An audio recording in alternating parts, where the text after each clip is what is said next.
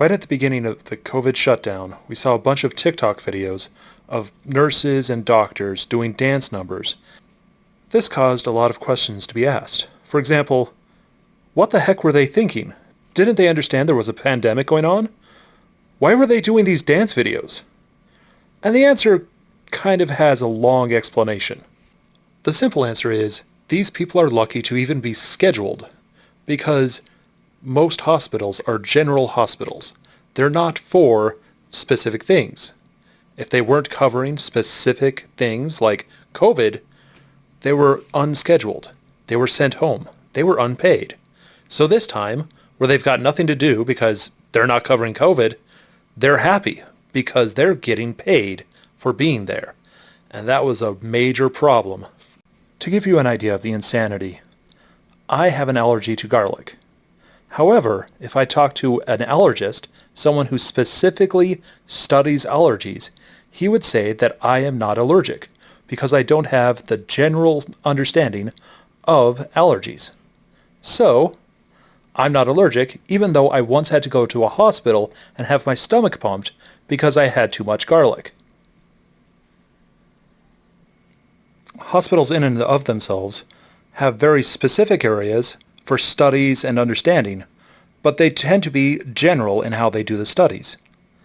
Hospitals are actually so confusing on this matter that it's difficult to get around them. You think you're going in one direction, but then you just get kind of lost. There's actually a joke amongst people who work at hospitals that if you are trying to find a place in the same floor that you work in, you most likely won't find it. But you will, however, find, I don't know, Cthulhu? It's so compartmentalized that it's actually difficult to figure out who does what and who can cover what. And that's just the hospital. If you go around in the area, you'll find doctor after doctor after doctor, office after office after office, with people covering all sorts of things, but only in general. And each one of those doctors will need a secretary, will need somebody to take care of paperwork, and a bunch of background people that you don't even know about. I'm not even going to get into the bureaucracy created because the insurance companies are insane. How do I know this? I'm one of the background people. It's my bill-paying job. I have to document all the paperwork that goes through my dad's office to make sure that it is documented, signed, and that if anybody asks, they can find that information. This creates a top-down system where the doctors are in charge, the nurses are second in charge, the technicians are third in charge, and then the background office people are fourth and even fifth. You often don't know who you're talking to, and it can get ridiculous at times. I have friends who have doctorates in nursing. They're not called doctor, they're called nurse, even though they're a doctor. Then it gets into what kind of doctor are you? For example, my dad's an optometrist. It means he can't perform surgery, so therefore he isn't as good of a doctor as an ophthalmologist who can. Oh, it gets better. In the late 90s, optometrists were being trained on how to do surgery, and the ophthalmologists worked really hard to stop the optometrists from getting that ability. My dad really didn't care because he didn't want to do the surgery, but it meant that the upward shift of doctors wasn't allowed to happen because of politics. This isn't a new subject either. Michael Crichton, when he was a doctor, wrote a book about patients and the technology used to take care of them. This was the guy who wrote the book Jurassic Park. He also went on to direct and produce the show ER, so he knows something about doctors, partially because he was one at one time. And this is what the book was about. It was about the modern technology in the time that he was a doctor. Of course, there's just one problem. It was published in 1970, and yet many of the things he complains about is still around today. I want to show one specific point, though. A woman gets sick in an airport and asks for help. They're able to help her using telemedicine and the scanning devices they have at the hospital. A technician scans her, and a doctor who's far away helps give an explanation of what's going on.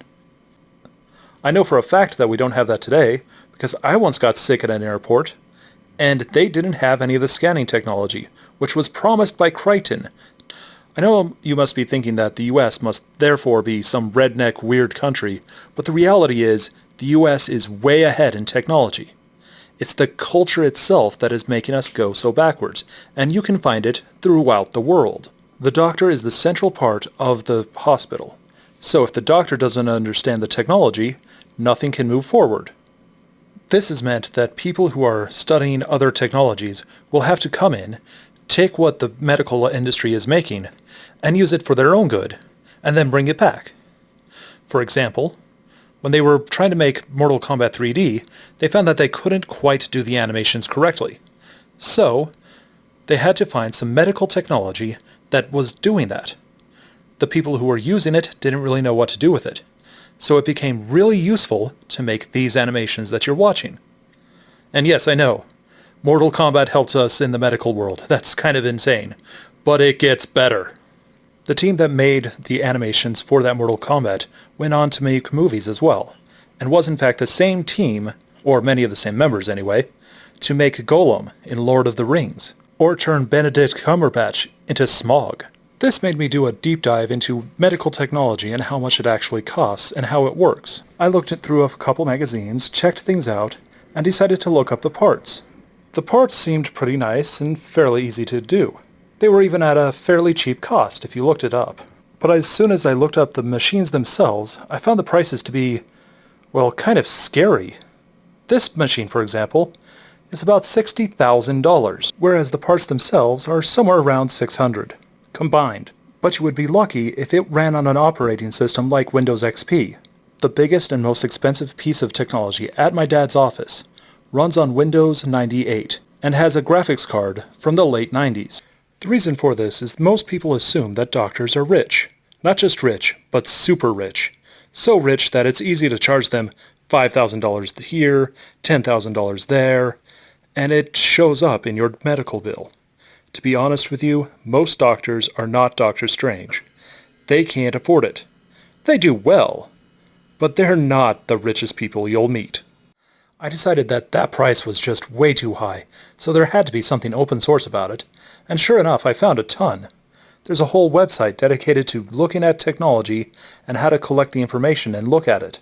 Then I found a way to make my own ultrasound device, which is a major technology used in every hospital out there. Not only that, I also found a open source MRI device, so the technology and the cost doesn't mix. This means that a small group can make a crappy product and build up, take over the industry, and not have to worry about it too much. This is all understood in the term disruptive innovation. Clayton Christensen, the man who introduced the concept of disruptive innovation, wrote a book entirely about the technological advancement of medical technology and why it was being slowed down. His conclusion was that the doctors themselves were being disrupted by technicians and nurses. This makes sense, since often the doctor doesn't know what to do and has tests done by sending all the tests to a technician to look at you. This looks really advanced, but the reality is the technician has maybe an AA and how to run it, and anybody who knows how to run a camera in a camera system could easily figure it out. I can easily corroborate this because when I got sick at the airport, they sent in a technician to make sure I was okay. Christensen also released 2 books on universities and how they would be disrupted by technology. His basic conclusion, both medical and in university, was that everything would become more individualized or specific than the way it had been before. Thus, doctors and teachers are being disrupted by the same technology and the same ideas. COVID has had a lot of technicians go home, a lot of nurses go home, a lot of doctors go home, and has forced people into telemedicine and other things that will make them lose their jobs, but will move the technology more forward. Which means whatever is happening was supposed to happen. It was being slowed down by doctors who were scared for their jobs and using politics as a way to protect themselves. I've actually asked doctors about it, and they said that it's difficult to do the things that they're supposed to do with telemedicine. However, a nurse or a technician, or anybody who learns how to use the technology in their home, will be able to do it. Which means that the technology itself is disruptive, and COVID is actually helping with it. Thus, we see doctors dancing because they're losing their jobs. To give you a more personal idea, my dad is scared to death that technology will take his job. He worries about it every single day, which becomes a problem because it's what I study, so I can't talk to him about it. In fact, we have a family rule at my house that we're not allowed to talk to my dad about this technology. But it gets even weirder.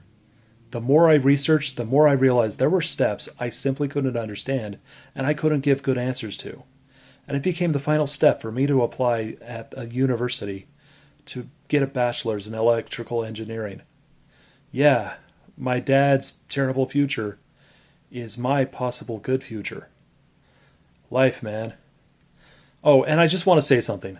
The doctors, the technicians, the nurses, they're not dumb. They aren't trying to hurt you.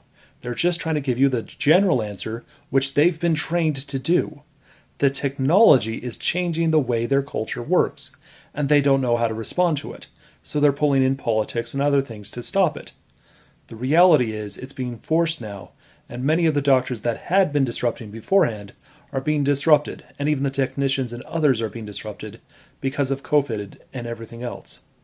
So, be sorry for these doctors. It's really hard. And we're going to see a lot of people in the medical industry lose their jobs.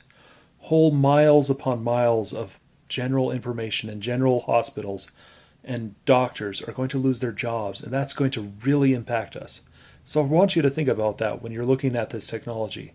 It doesn't just have a good future for you, it has a bad future for those who are already in the industry.